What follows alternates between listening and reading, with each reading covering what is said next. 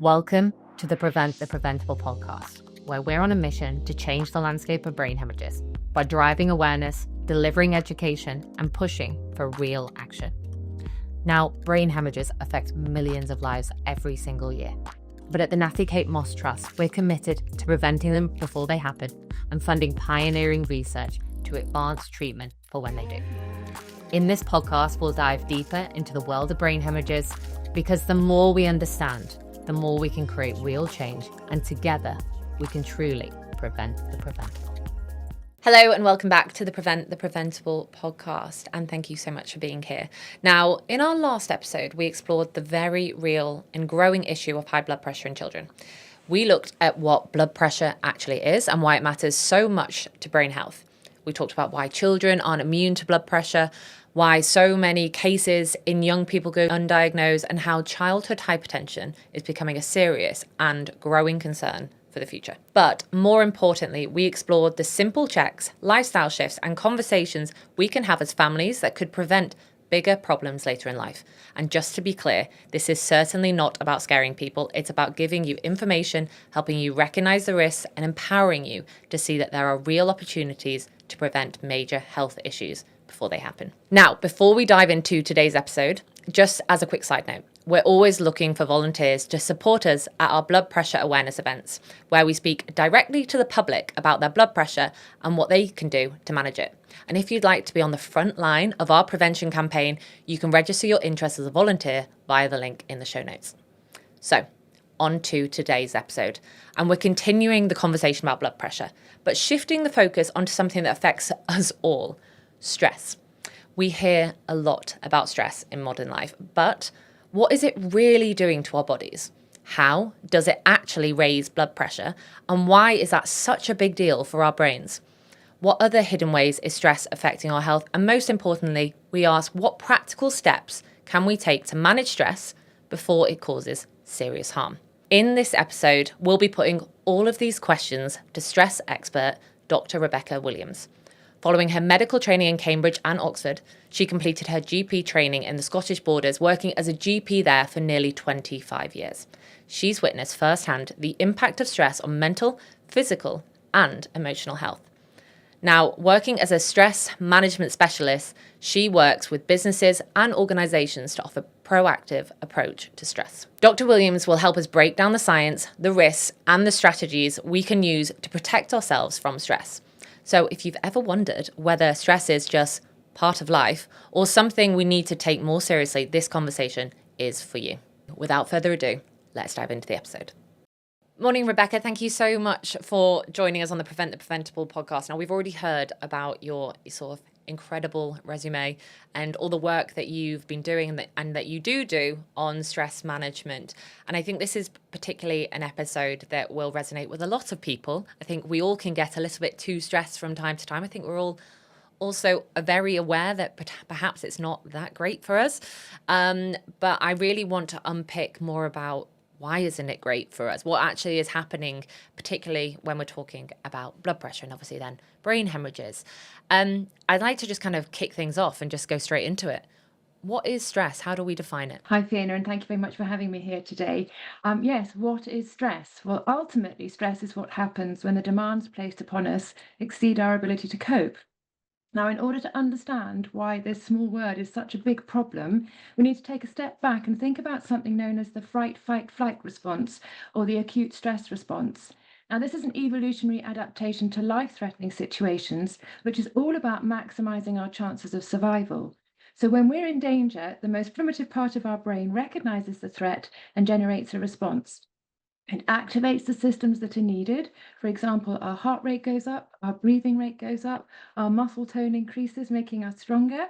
And at the same time, it suppresses the systems that we don't need, which would be draining resources, such as the digestive system, and very significantly, this front part of our brain where our higher functioning occurs.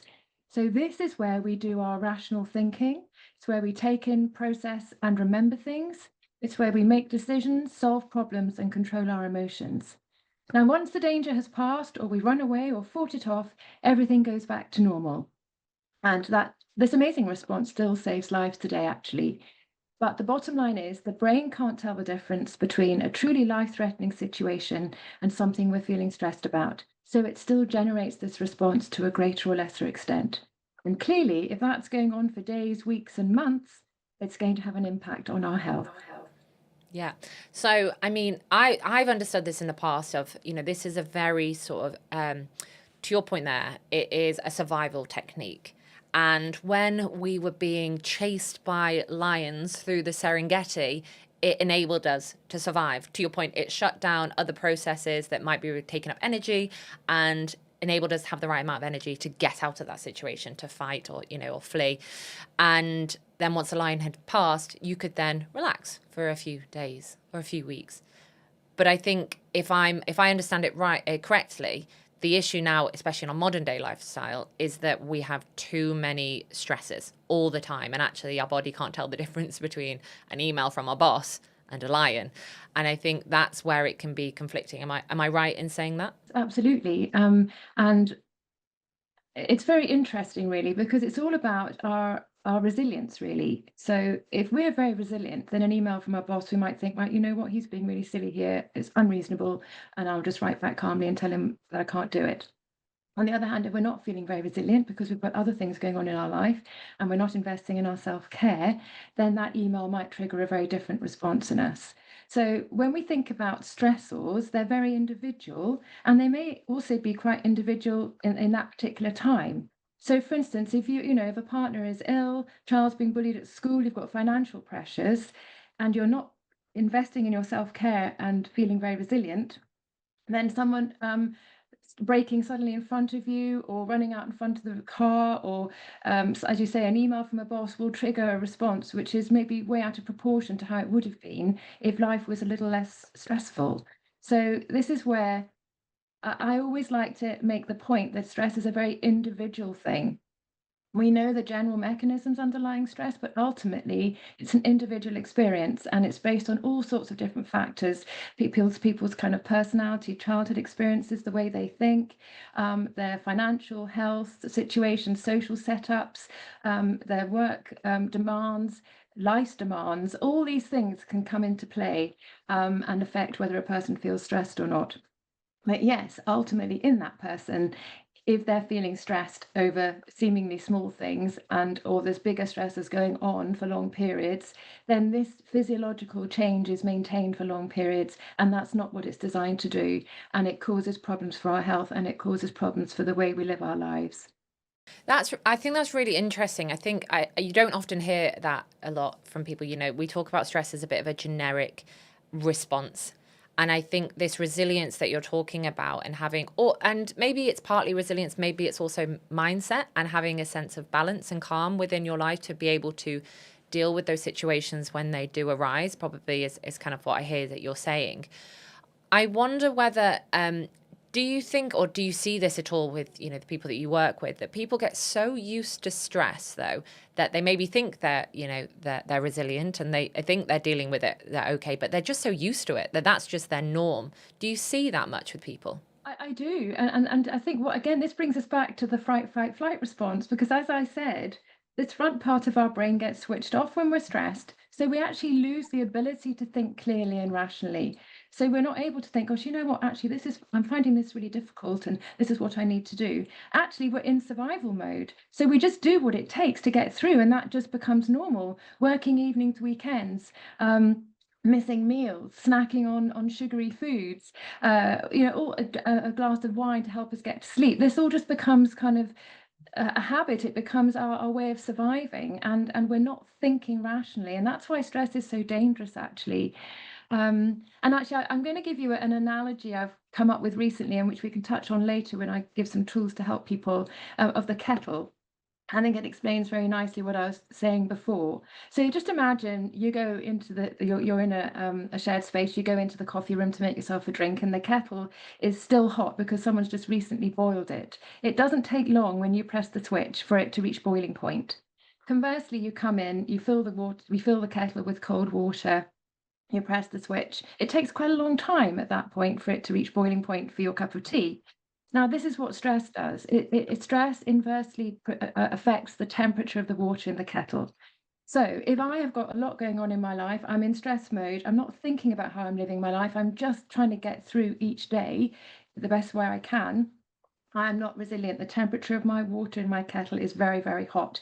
So just little things tip me into boiling point and overwhelm me, and I react to them. Conversely, there may still have going on in my life, but if I am very aware of the importance of prioritizing my self-care and looking after myself, and I have the tools to manage my anxious thoughts, to help me deal with boundaries and with other things, then I can keep the temperature of my water low, which means I'm more resilient and better able to cope with the challenges I'm facing.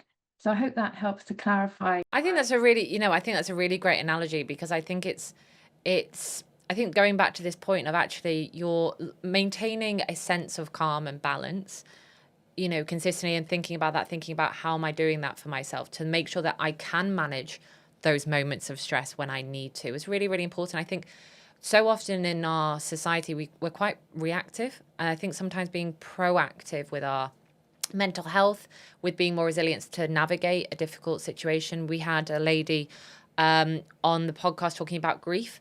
And she said in a similar vein that, if we spoke about grief, if we thought about the tools ahead of time, we'd be better able to deal with that situation when it arises. And I think, there's a lot to be said about, being proactive about supporting yourself in this way.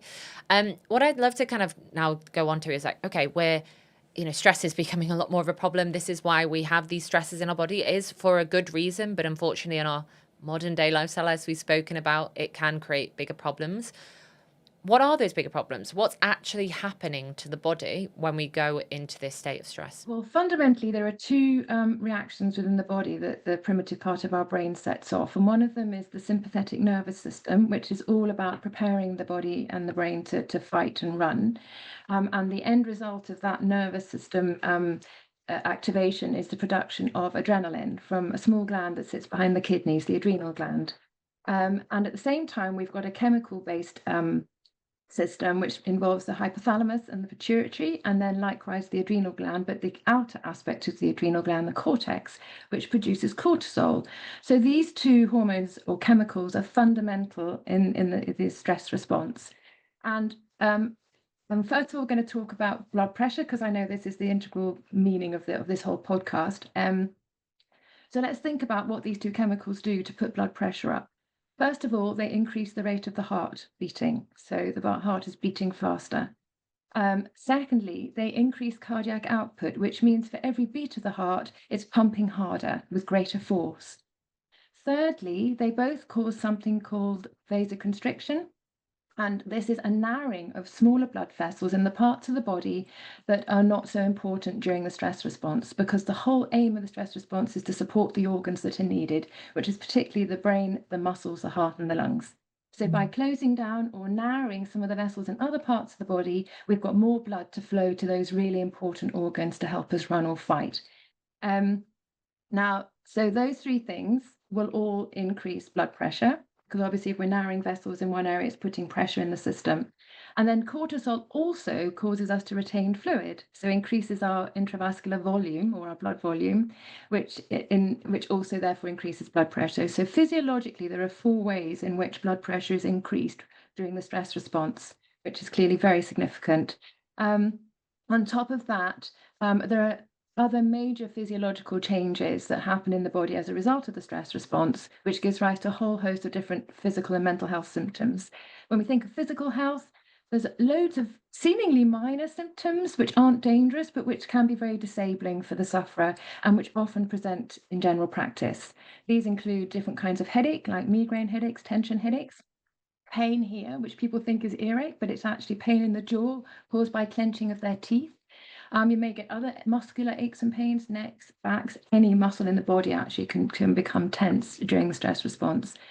People often get symptoms in their chest. They may get palpitations, they may get breathlessness, they may have full-blown panic attacks, reflux, irritable bowel syndrome with constipation, diarrhea, cramps, bloating. I could go on. And it's important to emphasize that a lot of these symptoms may have other causes that could be serious. So it's important to check with your doctor if you're not sure. Um, and then we also know that the stress response has an impact on the immune system. It increases the inflammatory nature of things in the body and reduces the body's ability to repair. So that can have profound consequences longer term. And we know that it plays a role in some autoimmune conditions and in some cancers. And also if we think of the heart, you can get a condition called atrial fibrillation caused by stress, and it's particularly by high blood pressure. And you can also get enlargement of the heart and increased risks of heart attacks. And I think, well, I'll come on to brain health as well, because again, that's is that all right if I talk about that? Yeah, yeah, absolutely. I think already we're hearing like how um, impactful it can be on the body. I think so often, as I alluded to before, that I think we brush off stress so much, and we'll come on to a little bit about that in a bit. But I think we're a bit accepting of it. I think busyness can be a sign of, whether success or whatnot, and or importance. And I think it's important for us to just step back and really think about what all of these impacts that you kind of mentioned that happen. And I didn't know some of these at all. And I think it just kind of and we talk about stress, we talk about all the lifestyle factors that contribute to high blood pressure and therefore brain hemorrhages a lot. But it just goes to show that, there are so many ways that stress affects your body as well. But yeah, sorry, to your point, Rebecca, in terms of brain health, how does it affect brain health? Sorry to interrupt, but this one is actually quite important. We often get asked, what's one thing that you can do to help reduce your risk of a brain hemorrhage? Well, the answer is actually pretty straightforward. Check your blood pressure. And here's why. High blood pressure is one of the leading causes of brain hemorrhage. High blood pressure can affect anyone, and a third of the population has high blood pressure, and 50% of those people don't even know. But the good news is that high blood pressure can be managed, but we need to know our numbers first. So don't leave it to chance. We've made it super simple for you to remember. Sign up to our free monthly reminder service and we'll nudge you to check your blood pressure every month. Quick, easy, and no excuses. Tap the link in our show notes to sign up for your free reminders now, because if you can prevent it, why wouldn't you? So there are three important aspects of brain health really caused by stress. Fundamentally, the increased pressure in the system and also the impact on the immune system can lead to vulnerability in the blood vessels. And if we think about the small blood vessels in the brain, the tiny little blood vessels which are getting oxygen to all the brain cells, these are very vulnerable. And you can get a condition called small vessel disease, which is where the small vessels have become damaged, and that can certainly increase or cause cognitive impairment and some forms of dementia. So that's very significant. Secondly, blood vessels, as I've said, can be damaged. Then they can get a slightly roughened or inflamed surface, which then can get plaques developing on them. And if a bit of plaque breaks off, it can block off a blood vessel upstream, and that causes a stroke. Or in the case of the blood vessels at the heart, that causes a heart attack. And obviously, depending on the size of the blood vessel, you get minor symptoms or very severe symptoms of strokes. And then thirdly, prolonged high blood pressure puts a lot of pressure on the blood vessels. And if there is a slight inherent weakness, then ultimately that might rupture and cause a brain hemorrhage, a subarachnoid hemorrhage. So there's three really significant ways in which high blood pressure can damage blood vessels and massively impair brain health. It's such an important thing for us to manage, already we're hearing that. I think one thing I want to just understand though is, we know that one, stress is going to be a part of life. It just is, unless we go and escape to the middle of nowhere and we live a very serene life and we separate ourselves from the pressures of modern day society, it's going to be a part of life. And also, stress is, to my understanding, also a good thing. We need an element of stress. It's healthy for us. What's the point where stress is too much? Is there a way for us to quantify that, or is that very much an individual on an individual basis? Again, that's a very interesting question, because the current thought is that there isn't a healthy stress. Yes, you can have stress response, and an acute stress response is okay. So, as you say, if someone's chasing you with a knife or whatever, that's the whole point of the acute stress response, and that is healthy. And likewise, a little bit of stress before you play in a concert or you do some public speaking or whatever, that's natural and that's normal. But we don't talk about good stress and bad stress. Inherently, the stress that we generally talk about in life is bad. And I think the thing to think about here is pressure. So pressure can be good. So if we think about pressure, some people find pressure stressful and they would rather be in a very calm environment where they can work much better and function much better. At the other end of the scale, we have people for whom pressure is really energizing and motivating and they thrive under pressure. Then we have everything in between, and people can move a little bit depending on what else is going on in their life. But fundamentally, everyone will have a point beyond which that pressure becomes too much. And the example that always comes to mind for me was the ITU units during COVID. Um, Consultants, nurses in ITU departments work under incredible pressure. Things can happen very, very quickly, really serious things, and they have to be very quick thinking and function.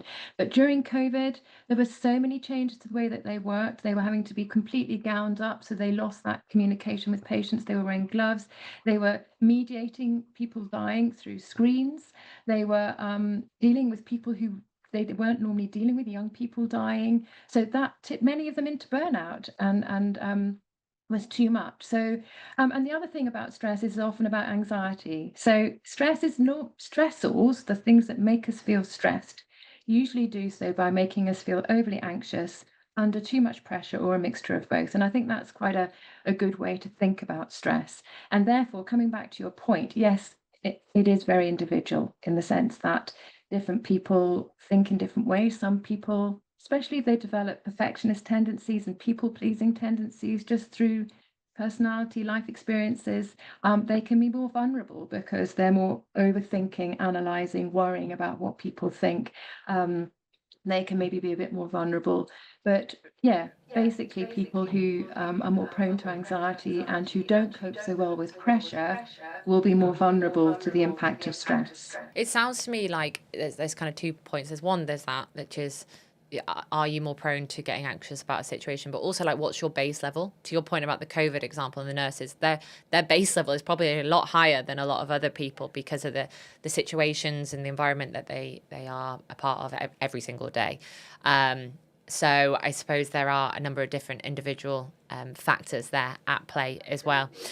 Um, but I'd love to kind of just touch on a little bit about, what stress is doing aside from that. So we've spoken a lot about, physical and physiological responses. What about, sort of mental health? How does it affect us from an individual point of view, from a character, from a place of actually looking after our mental health? Yeah, in terms of mental health, obviously, anxiety can be a big component of that, and that is a tendency to focus on the things that can go wrong and worrying about what might happen and trying to anticipate, but tending to anticipate worst case scenarios. So that can obviously be a big issue. You can also have quite low thoughts, negative thoughts, so negative thinking can be quite common, and rumination. People can become more forgetful. As I mentioned, obviously the front part of our brain is switched off, so we may lose things, forget things.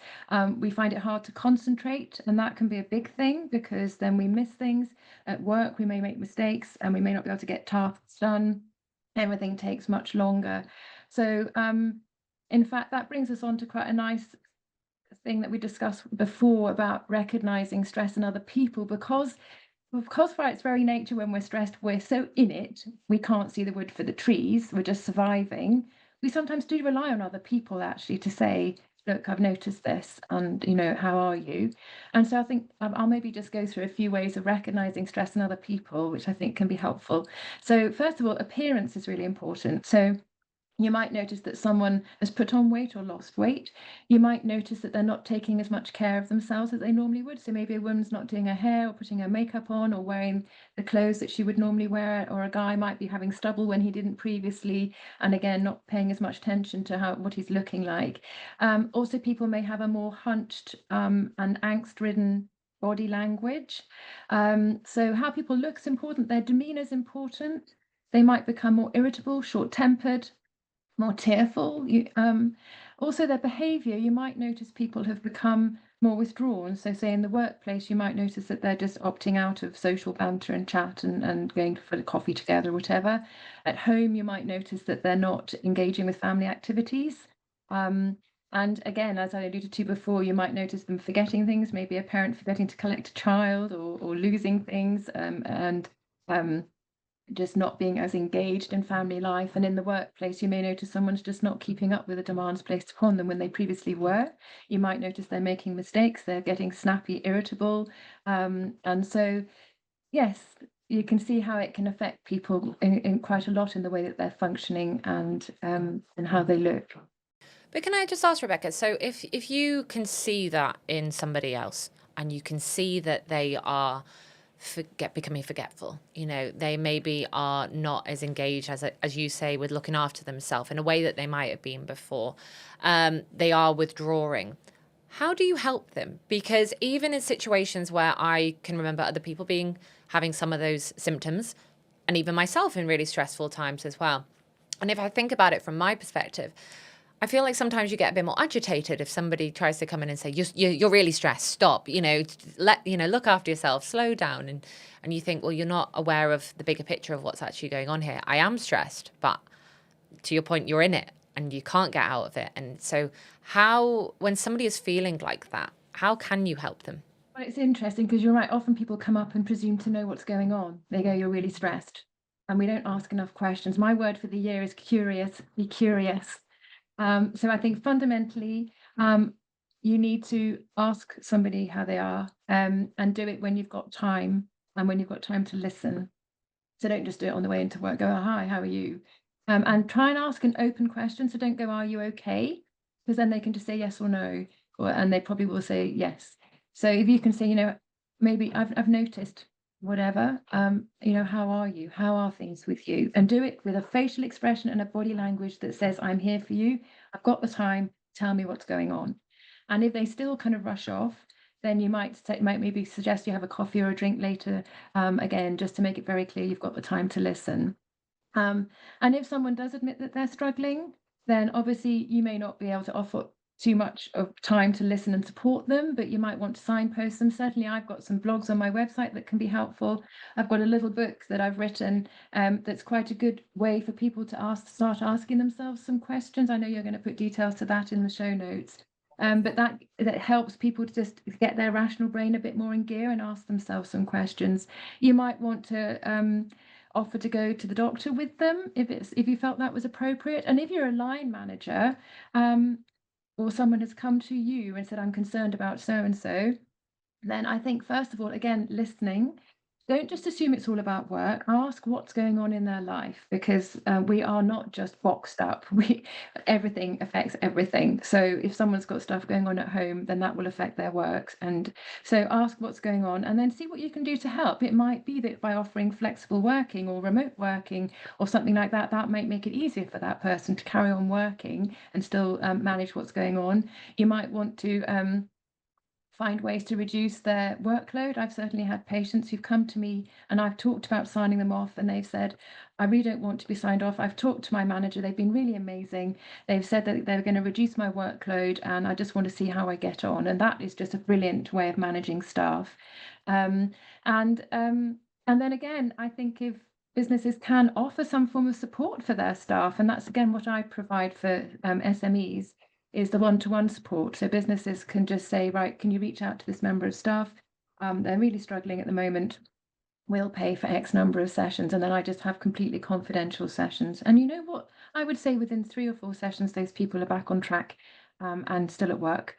Or they've been helped back to work. So just having someone who can be there to help that person get out of their fight, flight response into a more rational place where they can start learning some tools, feel more in control, can actually really help people then just get back on track. Huge thank you to Colony Co-working for continuing to support the Prevent the Preventable podcast. Now, at the Nathy Kate Moss Trust, we have huge ambitions to completely change the landscape of brain hemorrhages. And whilst we're a small but mighty team, we're all working remotely. And in truth, that's part of our strength.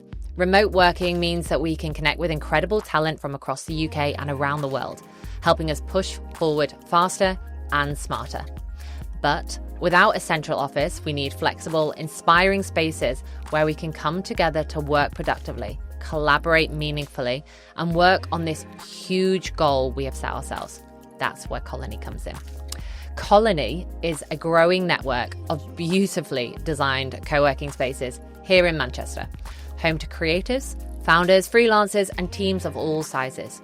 They are spaces built for focus, connection, and progress. Not just a place to work, but an environment that actively supports your growth. And they've helped NKMT do just that. To find out more about how Colony could support your business, check the link in the show notes.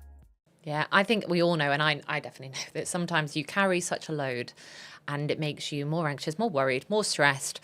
Then you're ruminating in those thoughts and you're going over and over, and you suddenly made up this story in your head about how stressed you are about that. And actually, it's not that big a deal. And then when you just speak to somebody, it's like verbalizing what you're thinking and how you're feeling can automatically even just release that stress, I find. So obviously it does depend on the scale by which somebody feels stressed. Obviously there is a huge scale from being slightly stressed to burnout. But I do feel that even just starting with those conversations is really important. And on that point, so you talked a lot about work there. What if it's a close friend? What if it's a partner or family? I think fairly similar. It's just, saying, look, what's good, either what's going on, or, how are you? I've noticed that you're this, and this. I've noticed that you're drinking more alcohol, or you're smoking again. You gave up smoking. What's happening? What's going on? So I think, again, it's very much about giving the impression that you've got the time and that you really do care and you want to know. And then, as you say, when people start talking, it's incredible how important it is and how helpful it is. I had a patient once who she'd had awful big things happening in her life, including the death of her son, and she hadn't grieved. She'd been strong, and she came in. Luckily, she was the last patient of my surgery, so I was able to give her as much time as she needed. And we had this lovely conversation. But I was worried about her, and I said, "Look, can I see you back next week? Because we may need to think about antidepressant medication." And the woman who walked through the door the following week was completely different. She said, "I can't tell you how much better I felt having talked to you and just owned up to things and admitted how I was feeling." She said, "I've now organised bereavement counselling and I've delegated jobs." I mean, she'd gone back into her rational brain and she thought, right, what do I need? What do I need to do? And she was prioritising her own self-care. So yes, you're absolutely right. Just the process of articulating the chaos in our brains, and perhaps somebody, well, definitely listening, but perhaps sometimes asking a few questions can really help people become more rational about their situation and work out what they need to do to try and improve it. You said something there that really resonated with me, was when you said that she was trying to be strong, and you put that in sort of quotation marks. And I think I see it from being brought up in a quite traditional family. Everyone was very strong. Being stoical was almost seen as, a positive thing. And as I've got older, I've realized that that's not necessarily the healthiest thing, and it's not the most helpful thing either. And actually, by being able to understand, name, recognize your emotions, and being able to talk through them and talk about them is really, really not only important, but healthy from a mental and physiological point of view as well.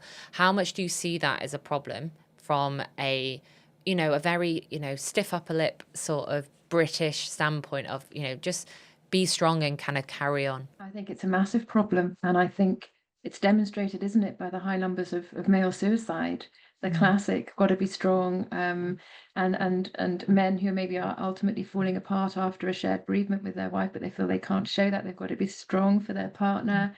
People who've been bereaved, who need to be strong for their children, or people even who are sick with cancer, who want to be strong so that their family aren't upset by it. I mean, incredibly harmful, because the emotions don't go away, they just get buried, and then they impact our health, and then they blow up at other times. They impact on our behavior. It doesn't just go nowhere. So I'm really pleased that these things are becoming more talked about. And when it comes to grief, certainly I'm doing a talk actually in a week's time on grief, and something has become very aware to me is the importance of feeling that pain. And I know it sounds horrible, but if we don't allow ourselves to feel the agony of the loss that we've experienced, and just bury it, it can affect people for years, lifetimes, and the people around them. We have to feel that pain, and then by allowing ourselves to feel it, gradually it heals. And yes, the grief will always be there to some extent, but at least we can start building a life around it. So yeah, absolutely right. Yeah, it's something I'm always banging the drum about. We need to let people talk. We need to encourage people to talk. And we also need to encourage people to become more self-aware, which is why I'm so passionate about having these opportunities and doing webinars, which I do for businesses, because it's a chance for people to learn about stress, about the stress response, to make sense of what's happening. So I ask them to reflect on what their symptoms of stress are, so they start to think, okay, I recognize this in myself, and this means I need to start resetting how I'm doing life. I need to look at how I'm doing it. It brings you back into the rational brain, because you think, oh, I've got to look at what's happening. But I had a client one-to-one once who told me that tension in his left calf was his warning. Whenever he was getting stressed, he felt very specific location, he felt the tension, and that was when he had to stop, pause, and reset himself. So, in fact, I've written a blog about my stress self-check-in tool, and my book's based on that. And I always like to say to people, maybe once a month, just sit down with a hot drink and work through this yourself. Ask yourself the questions, because this is a chance for you to be in your rational brain and reassess and tweak the way you're doing life, as opposed to when stress just takes you day by day, getting through, relying on anything you can to get you through. And in fact, something we haven't touched on, which I would like to touch on, is our unhealthy ways of coping with stress, because that is another. Sorry. No, no, no, absolutely. Well, I was just going to, as you're mentioning it there, I think that point about male, particularly as we're recording this, it's November, and obviously there's a lot of focus on men's male health during this month, and I think it's such a relevant point, and it's such an important point to make, because I look at men in my life, I look at a lot of men that I know, and they do try to fulfill this provider role and pillar of stability, both physically and emotionally. And obviously they probably are arguably a bit more, well, I know in my relationship, probably a bit more stable in terms of their emotions and hormones, but I think there is a pressure that comes with that. And I think there is this pressure that means that they can't just say, look, I'm also struggling too. And I think there is a big challenge around that. So I'm glad you brought that up. And I think it's really important for it not to be brushed aside. And I'm seeing a lot at the moment, as I say, because it's November of men's mental health. And I think it's great that conversation is there in November. It should be there all year round. But I think there needs to be ways by which we can break through those barriers of men checking in with one another, men speaking to their partner, it being normalized that men go to therapy, and actually I think there's been massive changes in recent years. I still think there's a lot we can do. I think men and women, there's an awful lot that we can still do as well. But to your point, just creating, at least as a starting point, a space to step back and go, is this healthy? Is this right? Or do I need to be bold? Or even just make micro changes, or do I need to be bold and make bigger changes as well? But to your point that you were sort of going on to there, I think alcohol is something that then can be a coping mechanism as well, which exacerbates the problem and creates other problems. So I'm assuming you probably see that a lot, do you, with people that are suffering with stress a lot, that they reach out for alcohol as a way to kind of numb that stress? Yes, and alcohol and other things. I mean, the common ones, which again bring people to the GP surgery, smoking. And I've had numerous clients who've restarted smoking because they've been stressed, or have been unable to give up. They said, "Oh, doctor, I can't give up. Till it's too stressful at the moment. I'll wait till life's less stressful." Alcohol is another massive one, as you say. If we exclude social drinking, then people use alcohol for a number of reasons when they're stressed. They use it. Sometimes to try and help them sleep, although the sleep you get from alcohol is not a good sleep, it's a sedation sleep. They use it as a treat at the end of a difficult day. They use it to just generally feel calmer, and they can use it for acute anxiety. And this brings me to a patient I had who I'll never forget. I met him in his 50s with cirrhosis when I was working as a GP. And one day I just said to him, "Look, how did this all begin?" And he said, "Oh, you know what? I was married, I was in my 30s, had children, I had a good job, and I was promoted, and I had to start doing public speaking. And I got so anxious, I just found alcohol calmed my nerves. And as a result, he became addicted. His marriage fell apart, he lost his job, and he died from cirrhosis in his 50s. We also have overeating. People eat all the sugary, fatty foods that they crave, which again is all about the stress response and the change in hormone levels in our brain and our gut. And people doom scroll on their phones, and we know that that obviously can impact on mental health and physical health with the kind of stooping that people do. And people do that classic working evenings and weekends. That's a coping behavior when they feel they're not on top of work. we know why they're not on top of work, because their stress response is making them less able to concentrate, more prone to making mistakes and things like that. So there are a lot of common crutches that people use, which then, as you quite rightly say, have health implications and bring them to the doctors, but also impact upon their functioning and their ability to do their jobs and get on with their families. And again, that's another warning. So one of my questions in my stress self-checking tool, is what are your unhealthy coping behaviors, and are you relying on any of those at the moment? And sometimes that might be the wake-up call someone needs. Oh gosh, yes.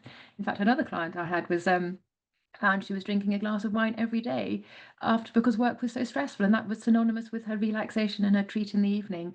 And then she realized what she was doing. So she changed it to a non-alcoholic drink. She still had the relaxation and the calm, but it didn't have to be alcohol. Thank you to our sponsors, Hugh James Solicitors, for supporting this second series of the Prevent the Preventable podcast. Now, sudden brain hemorrhage can turn your world upside down, but discovering it was caused by a medical mistake makes it even more devastating. While nothing can change what's happened, Hugh James's medical negligence team is here to support those who suffered brain injury or bereavement due to medical errors. And their support doesn't end there.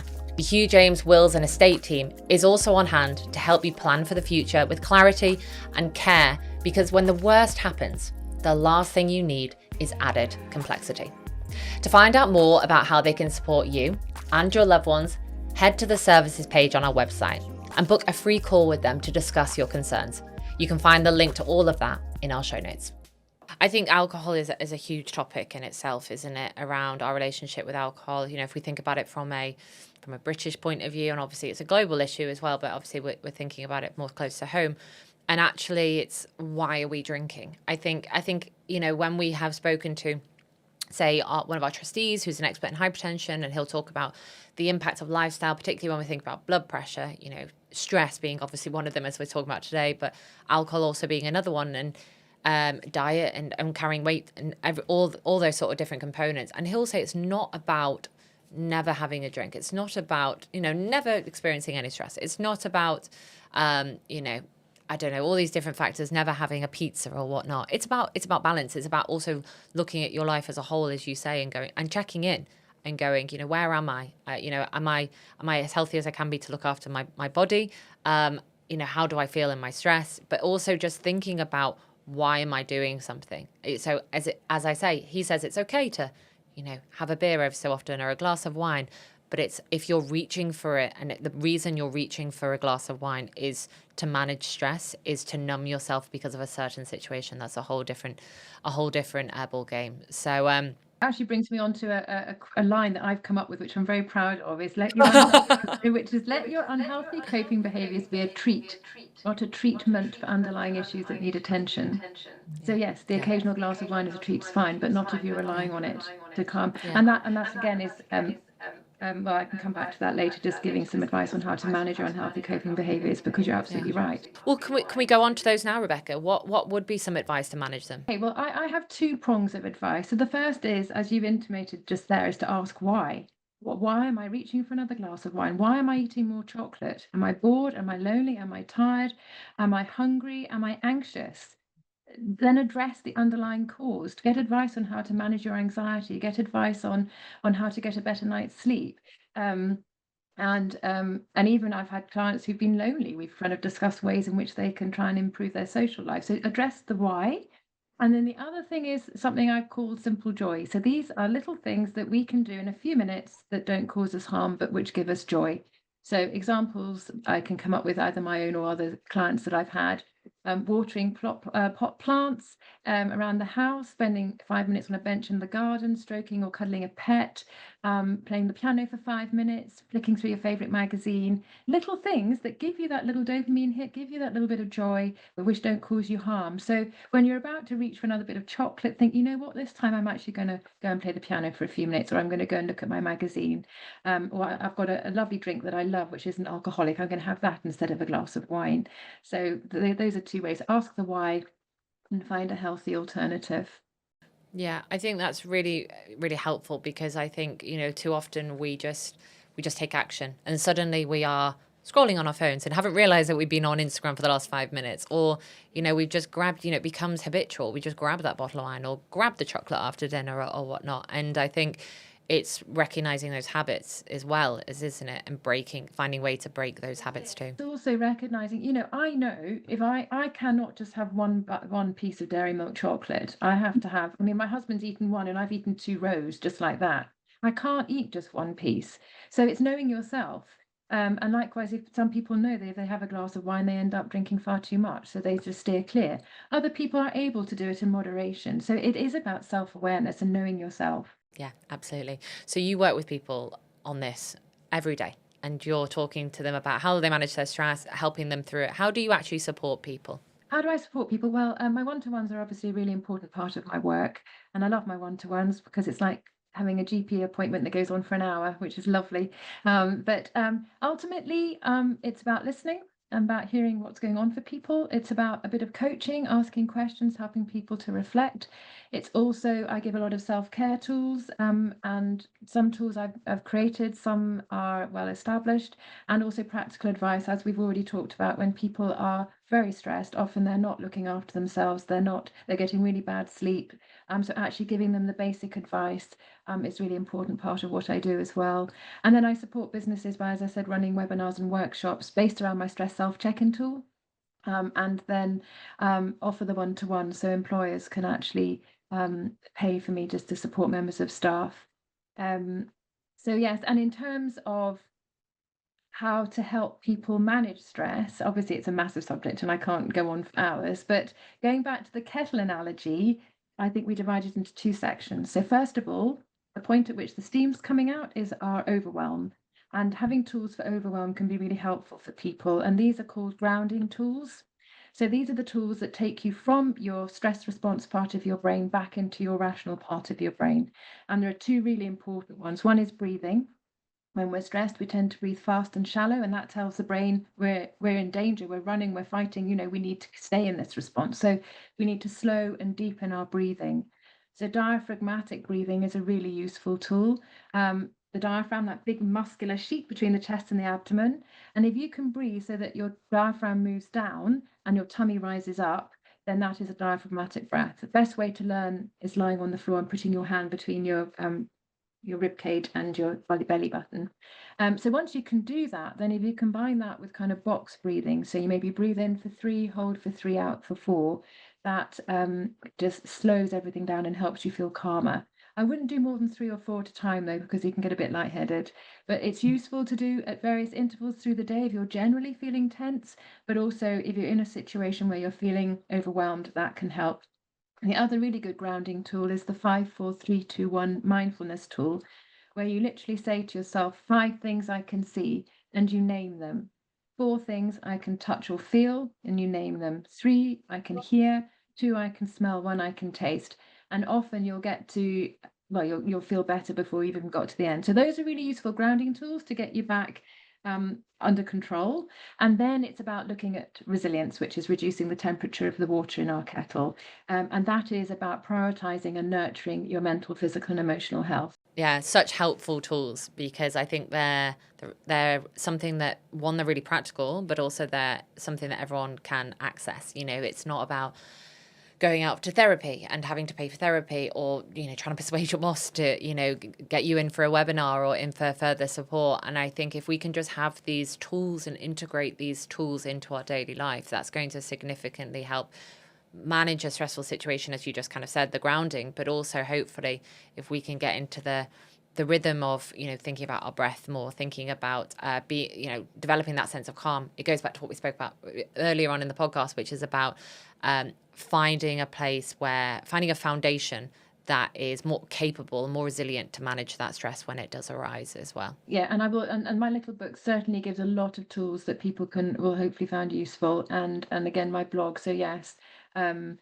yes, and basically it is about understanding yourself, understanding where you're vulnerable, having the tools to look after yourself, and which people often don't do when they're stressed, is making sure that your self-care is number 1 priority when you're stressed, and sleep hygiene is number 1 priority, or maybe I should say joint number 1, because these are the fundamentals really for helping you to cope. and reduce the risk of you heading down that very scary trajectory that people can do. Yeah, Rebecca, as you said, it's such a big topic, and there is so many different avenues that we could go down. We could explore sleep more, we could explore breathing more, but obviously we've covered an awful lot today already, and I think hopefully it's given everyone a really good understanding of like what's actually happening, and not to just brush off stress as if it's something that's incredibly normal, and actually recognize the impact it can be having on your body, and obviously as what's important to us, your blood pressure as well.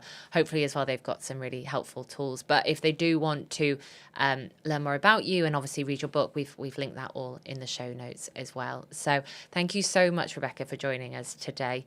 And is there anything you'd like to leave the listeners with, any sort of helpful tip that they can take away? I'll give you one final tip then, which I think is really helpful, and that's the serenity prayer. Grant me the serenity to accept the things I cannot change, the courage to change the things I can, and the wisdom to know the difference. The acronym CIA: control, influence, accept. If you're feeling overwhelmed, write down everything that's making you feel stressed, and then go down that list and circle the ones that you are in a position to do something about, and focus your energy on those things. And that will hopefully help you. That is such a great way to end the podcast. Thank you so much. Thank you, Rebecca. Thank you. Thank you so much for joining us for today's episode of the Prevent the Preventable podcast, and a huge thank you to Dr. Rebecca Williams for sharing her expertise and helping us unpack the link between stress and blood pressure, and why managing stress is so critically important for our brain health. Remember, understanding the risks is the first step, and then the real power comes from taking action. Whether it's small lifestyle changes, building stress management into your daily routine, or having those important conversations with family and friends, every single step counts in preventing serious health issues down the line. The more we share this education and support one another to manage the risks, the more devastating cases of brain hemorrhage we can hopefully prevent. And if you would like for us to come and visit your workplace to talk to your team about the importance to manage your blood pressure, please just email me at fiona@nataliekatemoss.co.uk, and we have linked in the show notes too a link to all the information about our lunch and learn sessions. Remember, every episode we share, there is an exclusive question that we ask our guests that we share with our Change Collective on our Instagram page. And this week we asked Dr. Williams, for someone who experiences chronic anxiety or panic attacks and knows it's affecting their blood pressure and overall health, what practical steps or strategies can they take to manage it effectively? Are there any evidence-based approaches that work alongside medical treatment? To listen to her answer, head over to our Instagram page and join our Change Collective. Now, if you found today's episode helpful, please do subscribe, leave a review, and share it with someone you care about. Every listener is a step towards creating a healthier, more informed community. Now, we'll be back soon to talk about returning to work after a brain hemorrhage. And for many survivors of a brain hemorrhage, returning to work isn't just about employment. It's about reclaiming a sense of self. Our next episode will dive into the emotional, practical, and psychological challenges of navigating the workplace after a brain injury. So if you know someone who that will help, make sure that you send it straight to them. But until then, take care of yourself, and we'll see you next time.